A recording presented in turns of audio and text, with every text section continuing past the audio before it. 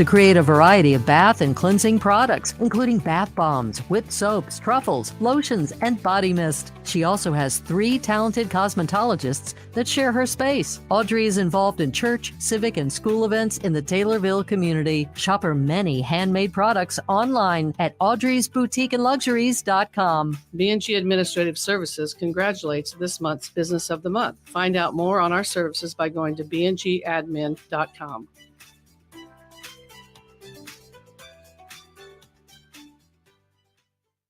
At People's Bank and Trust, they say you can bank on us to put your business first. Finally, you have a real banking partner to make sense of business lending. Find out how People's Bank and Trust's business bankers can serve you by clicking their icon at TaylorvilleDailyNews.com. Member FDIC. Hi, this is Jeff Robinson from Advanced Title.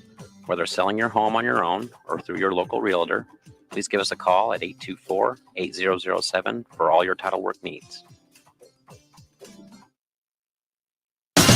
Your information station,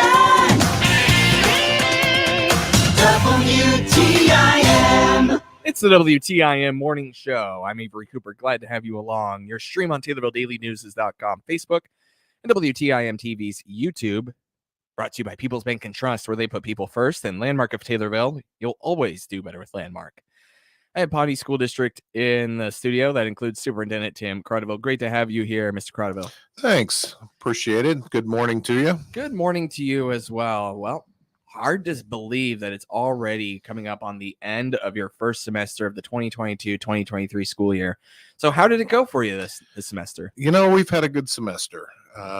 It has gone fast, obviously. I mean, that's the big thing. It's gone fast, but you know, we really needed to get back to normal. And we've talked about that before. And you know, to get back to a semester where, you know, we're able to do the normal things, we're able to have our events as we've had in the past. You know, it's been a great semester. The kids have been great. Teachers working hard.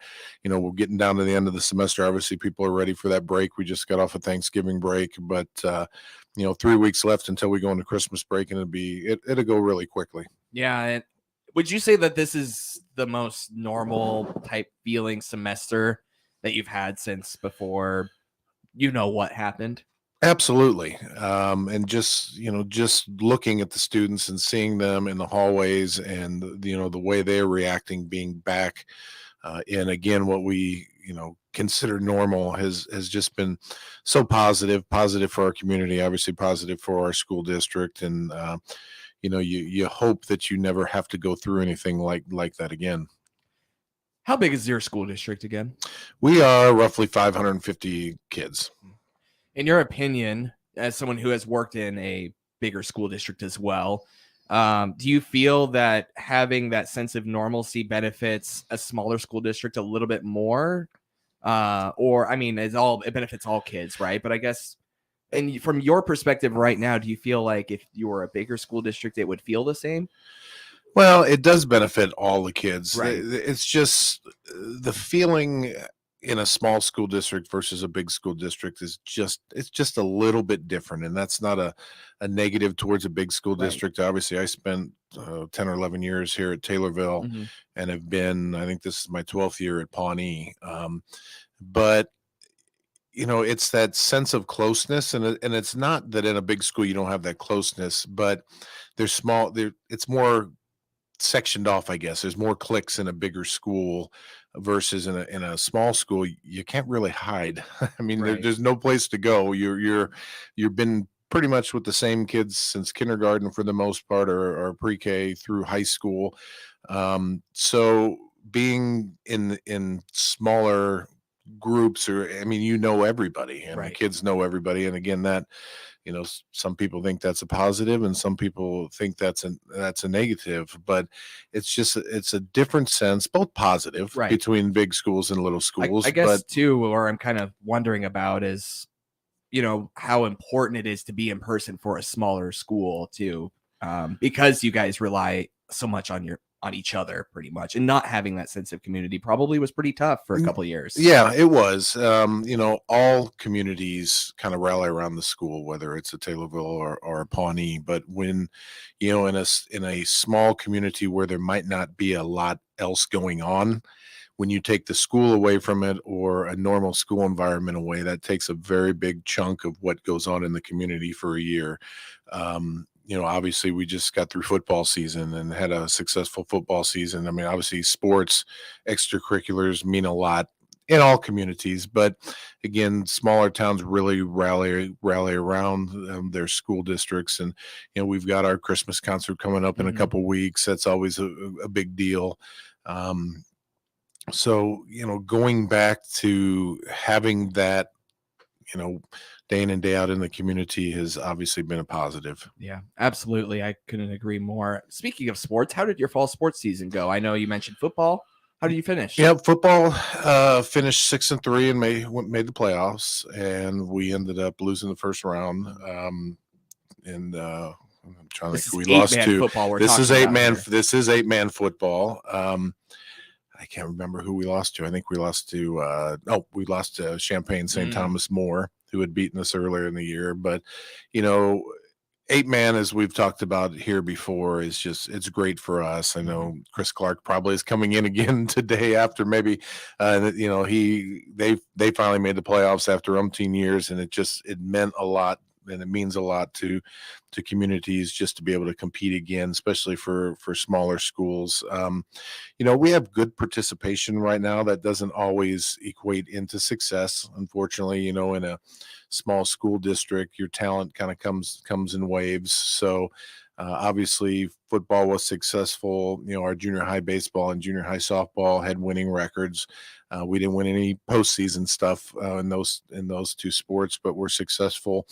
Our volleyball struggled just a little bit, again, just kind of how it goes in a small school district. And like I said, we're now just starting to get started in our winter sports. So junior high girls has wrapped up, but junior high boys, and then obviously high school boys and girls, rough start to the season, but you always are positive and hope that things turn around. And again, our participation is really, really good, which is good to see for our school. Yeah, I'm trying to figure out. Oh, I remember what I was going to ask. With you guys having pretty good participation, is there any discussion and going back to 12-man at all? Or do you anticipate you guys staying at 8-man just because of the participation wave, like you mentioned? Yeah, I think we'll stay at 8-man. The difficulty for us is, football. I mean, all sports are kind of driven by your conference, right? But football is more magnified than any of the other sports. And if you do not get in a conference that kind of fits your size, it makes it very difficult to compete. That's kind of what we ran into when we decided to go to 8-man, is that the old Prairie State had basically broken up, and it was a lot of schools that were a lot bigger than us, and we had difficulty competing in that conference. Nokomis was in there. Obviously Kincaid was still in that conference.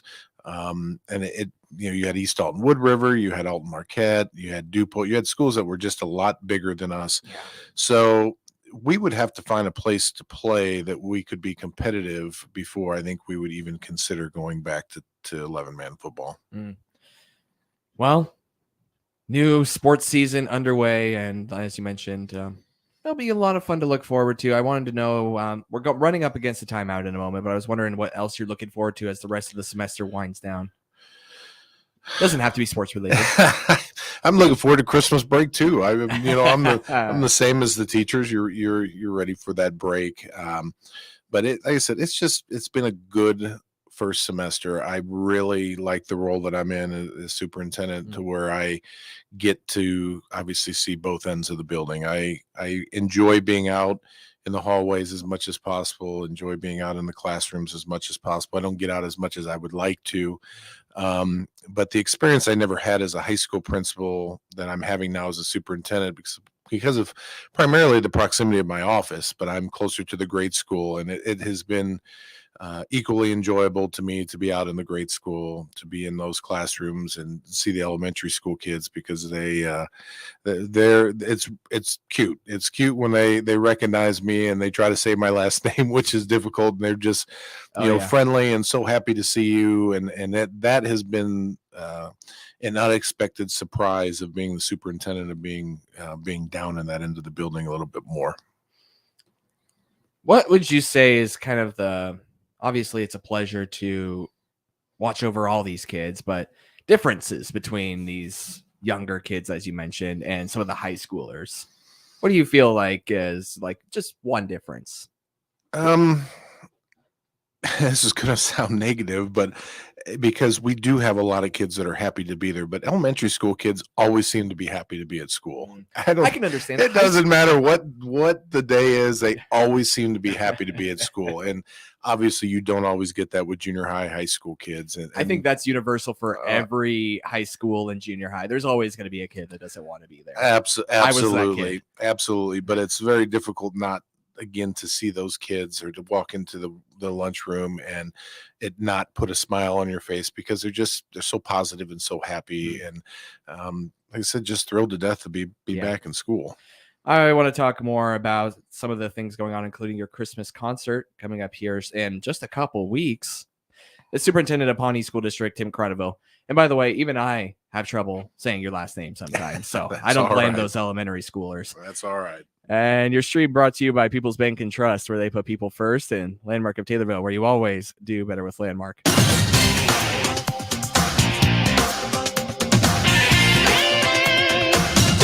WTIM. WTIM on its many platforms, AM, FM, and online, brings you Taylorville Tornado football, boys and girls basketball, all season long, and playoff games of all teams. Tornado Sports on WTIM and stream live on TaylorvilleDailyNews.com are brought to you by First National Bank, Kirby Real Estate, the Christian County YMCA, and Landmark, all in Taylorville. The purple and gold are coming your way. The Taylorville Tornadoes are going to do it today. I'm Kathy Cravens with BK Insurance Services, your local Medicare healthcare specialist in Taylorville. It's that time of year and brand new programs are available for 2023. Don't miss out to see if there's a better option for you. The Inflation Reduction Act is bringing lower drug costs and lower copays in January 2023. Call me today for your personal appointment during the annual enrollment period now through December 7th at 217-414-1201. That's 217-414-1201.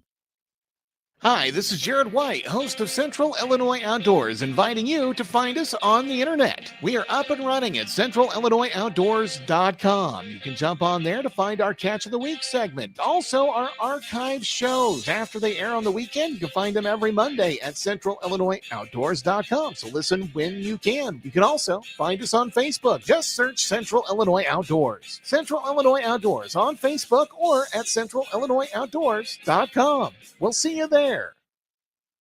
It's flu season. Keep you and your family healthy this winter by rolling up your sleeves to get the flu shot. The SIU Center for Family Medicine in Taylorville is now scheduling patients for flu shots. They emphasize the prevention of future illness by promoting a healthy lifestyle and routine checkups. For more information or to schedule your flu shot, call SIU Center for Family Medicine in Taylorville at 217-824-1134 or click their icon at TaylorvilleDailyNews.com. Forward for happy, healthy families.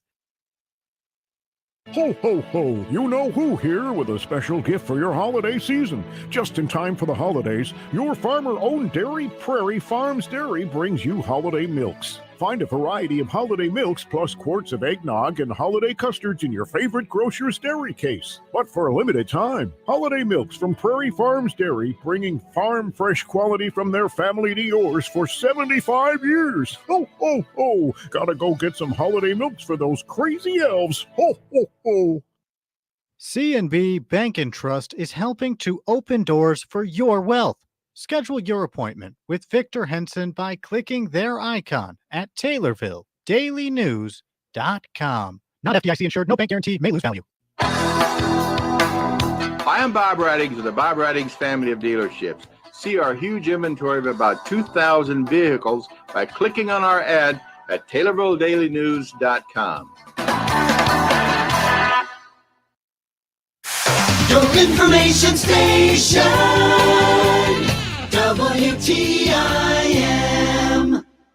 Welcome back to the WTIM Morning Show. I'm Avery Cooper. Your stream brought to you by Landmark of Taylorville, where you always do better with Landmark, and People's Bank and Trust, where they put people first. I have Pawnee School District Superintendent Tim Crodeville in studio. And before going to break, Mr. Crodeville, you alluded to a Christmas concert coming up here pretty soon.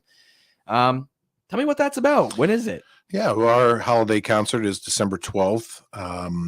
We will have the grade school kids obviously having a choral concert, and then our bands, 4th, 5th, 6th, and then through the high school, we'll have our band concerts. It'll be interesting this year. We got a new band director who I know has been working really hard. Jamie Springman, who had been with us forever, had retired. So I know he's excited to get there and to showcase our music students. We've always had a lot of talented musicians, and our concerts are usually very, very well attended. So I know we're excited to do that. That's kind of for a school district, that's kind of the kickoff to the Christmas season, even though it's not till the 12th. But then it goes very, very quickly until you get to Christmas break. So looking forward to that. Our pre-K program is going to be doing a program on December 14th. Our pre-K program, excuse me. It's hard to say. You say it too many times quickly. But we have an outstanding program, usually a gold star winner. We were able to expand our program this year. So, that's always cute to see the pre-K kids do their little program as well. Over the course of last year, you learned that one of your teachers received a statewide award, and now you're talking about some of the nominations for this year. What is this award that they're eligible for? Yeah, this state board offers every year the Those Who Excel Award, which is obviously recognizing outstanding educators in the state of Illinois. Unfortunately, in education, it seems like you get a lot of criticism and not as many accolades. So it's a nice program that they do to recognize, again, teachers for their leadership in and out of the classroom, administrators, their leadership in a school district. We had 3 teachers that were nominated, 2 teachers and 1 administrator that were nominated this year. Ellen Billieu, excuse me, who is a junior high science teacher for us, Christy Rogers, who is a kindergarten teacher for us, and then our grade school principal, Chris Henneman, was also nominated. So they're kind of finishing up the application process. They were nominated, and then there's obviously different steps that they have to follow in order to finish the process. And then, keeping our fingers crossed that all 3 of those are selected this year. Something I wanted to ask you about that's a little bit more, I call it newsworthy, I suppose, even though that's very newsworthy, I must add. But I think a lot of parents want to know if there's going to be any changes to school delay closures if in the event of snow. I understand it's going to be a pretty snowy winter. Well, that's what they think. And you always hope that you have a calm winter because ultimately, you worry about the safety of our children, obviously getting to and from school. 2 years ago, with all this craziness with COVID, we adopted an e-learning plan. So we do not do a delayed start. If we have a snow day, we do the e-learning plan, which allows us to not have to make those days up at the end of the year. So it's funny you mentioned that because I was sitting at my desk today thinking about getting that stuff in order, because obviously as a superintendent, there's a process you go through if you do call that e-learning day or a snow day. A lot of school districts have gone to that so that you don't have to add to the calendar. When you get to the end of May, everybody's ready to be done. And if you're adding 4 or 5 days at the end of the calendar in June, a lot of times they aren't very functional educationally at that time. So not that e-learning days necessarily are a lot better, but it also just allows us not to have to add to our calendar. So we'll see. Obviously, you must be reading the Farmer's Almanac, because I know that's who's predicting that it's supposed to be a crazy winter. Like I said, I hope that's not the case. I'm not a big fan of the cold, but we'll deal with it as it comes. So likely not going to just call a snow day. Going to have those kids hop on the laptop and. Correct. And Okay. we try to put protocols in place that will allow them to do that. But obviously, in all situations, especially if you have a bad storm, that might not be possible. But we still obviously can call it e-learning day, ask them to do the best that they can to get on. Our teachers have to work part of that day as well. And see how it goes. The results are kind of mixed. Mhm. People like that snow day and not having to do any school work. But at the same time, people like to be done in May as well. So, like I Right. said, the results have kind of been mixed. We're going with it for another year, and we'll see how it goes. And like anything in a school district, you assess at the end of the year of what works and what doesn't work, and then you try to make a decision that's the best interest of the school and the students moving forward for the next year. Anything else you want to touch on before you go back to the rest of your day? We actually, and it has kind of been the underlying theme since I've been here, talking about school construction. We did have a very functional last board meeting as far as getting a direction, and I do believe we are going to hopefully within the next couple months move forward on some projects. We're looking at what we can borrow. We're looking at maybe bonds up to about $16 million to do some serious renovations or new buildings at the high school and obviously the school district, not just the high school. So that's exciting. Yeah. We've done a lot of little projects around the school just to try to spruce things up. But we've never, well, I shouldn't say we never, the last major project that our school district was 1977. We're So gonna have to leave it there. The Absolutely. Superintendent Tim Crodeville, thank you so much. News, I'm Bob Agnew in Washington. The Senate has passed landmark bipartisan legislation to protect same-sex marriage. It will force states